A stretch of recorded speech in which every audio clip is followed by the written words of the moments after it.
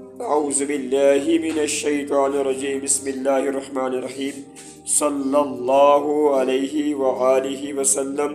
السلام علیکم ورحمۃ اللہ وبرکاتہ۔ بھیک مانگنے کی مذمت۔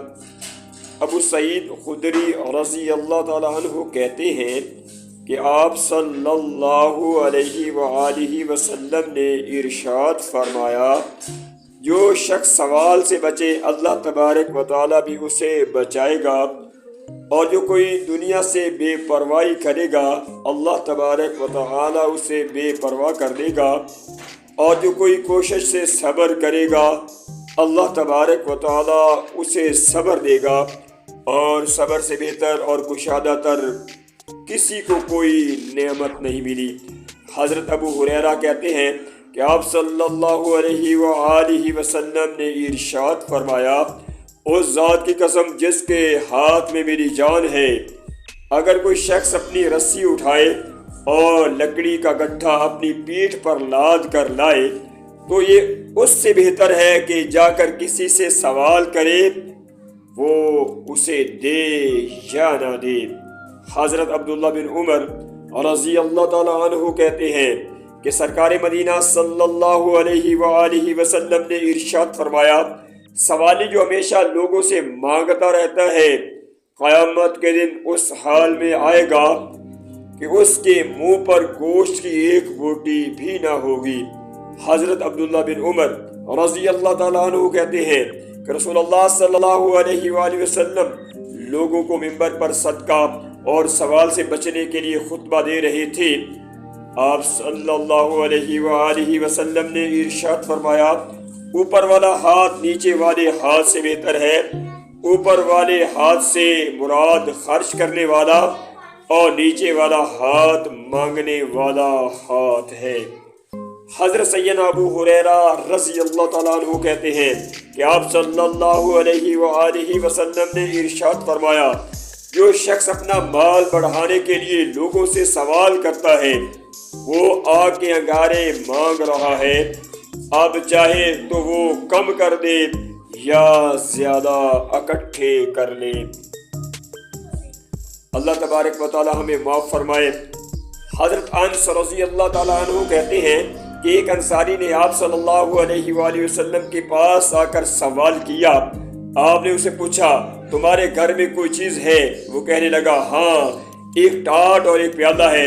آپ صلی اللہ علیہ وآلہ وسلم نے فرمایا، یہ دونوں چیزیں میرے پاس لے آؤ۔ وہ لے کر آیا تو آپ نے ان کو ہاتھ میں لے کر فرمایا، کون ان دونوں چیزوں کو خریدتا ہے؟ ایک آدمی نے کہا کہ میں 1 درہم میں خرید لیتا ہوں۔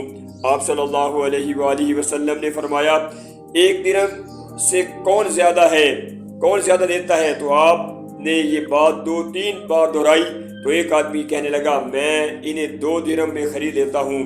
آپ صلی اللہ علیہ وآلہ وسلم نے 2 درہم لے کر وہ چیزیں اس آدمی کو دے دی۔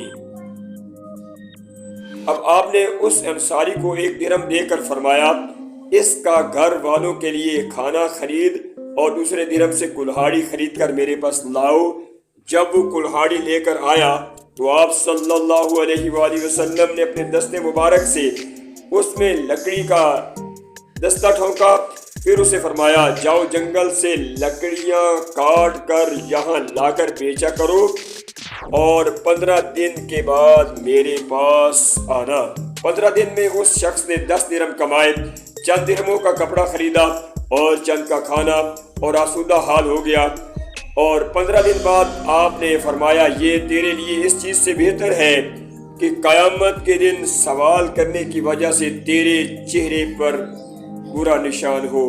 آپ دیکھیے کہ جس شخص کے گھر کا اثاثہ ایک ٹاٹ اور پیالہ ہو، اس کے محتاج ہونے میں کوئی شک ہو سکتا ہے، لیکن چونکہ وہ معذور نہیں بلکہ قوی اور کمانے کے قابل تھا، لہذا آپ صلی اللہ علیہ وآلہ وسلم نے اسے کچھ دینے کی بجائے دوسری رات تجویز فرمائی، پھر اسے عزت النفس کا سبق دے کر کسب حلال اور محنت کی عظمت و اہمیت بتائی، جس سے وہ چند دنوں میں آسودہ حال ہو گیا۔ یہ تھا آپ صلی اللہ علیہ وآلہ وسلم کا انداز تربیت۔ حضرت ثوبان رضی اللہ تعالیٰ عنہ کہتے ہیں کہ مجھ سے رسول اللہ صلی اللہ علیہ وآلہ وسلم نے ارشاد فرمایا، کون ہے جو مجھے یہ ضمانت دے کہ کبھی کسی سے سوال نہ کرے گا تو میں اس کو جنت کی ضمانت دیتا ہوں۔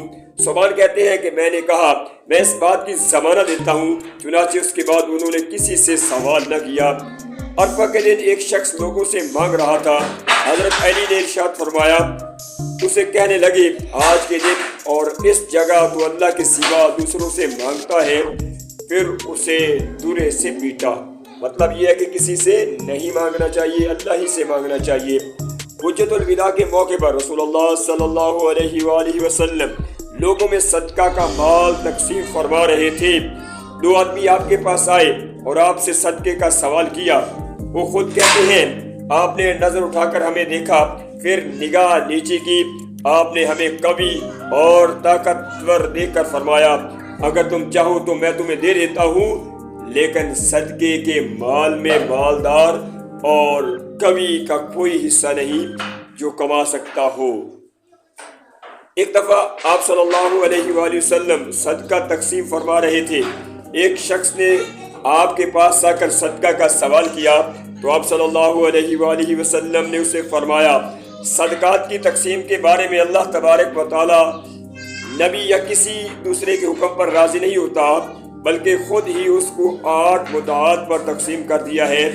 اب اگر تو بھی ان میں شمار ہوتا ہے تو میں تمہیں دے دیتا ہوں۔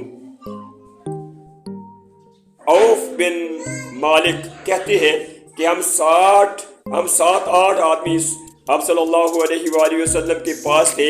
آپ صلی اللہ علیہ وآلہ وسلم نے فرمایا کہ اللہ تبارک و تعالیٰ کی عبادت کرو، اس کے ساتھ کسی کو شریک نہ کرو، 5 نمازیں ادا کرو، اللہ تبارک و تعالیٰ کی فرما برداری کرو، اور ایک بات چپکے سے کہی کہ لوگوں سے کچھ نہ مانگنا۔ پھر میں نے ان میں بعض افراد کو دیکھا کہ اگر اونٹ سے ان کا کوڑا گر جاتا تو کسی سے سوال نہ کرتے کہ وہ انہیں پکڑا دے۔ اللہ تبارک و تعالیٰ کی بارگاہ میں دعا کرتے ہیں کہ اللہ تبارک و تعالیٰ عز و جل ہمیں رزق حلال کمانے کی سعادت نصیب فرمائے، آمین ثم آمین۔ اللہ تبارک و تعالیٰ کی رضا کے لیے الحمدللہ میں روزانہ جو بھی مجھے چینل نظر آتا ہے سبسکرائب کرتا ہوں، تاکہ میری وجہ سے کسی کو فائدہ ضرور ہو۔ اللہ تبارک و تعالیٰ عمل کی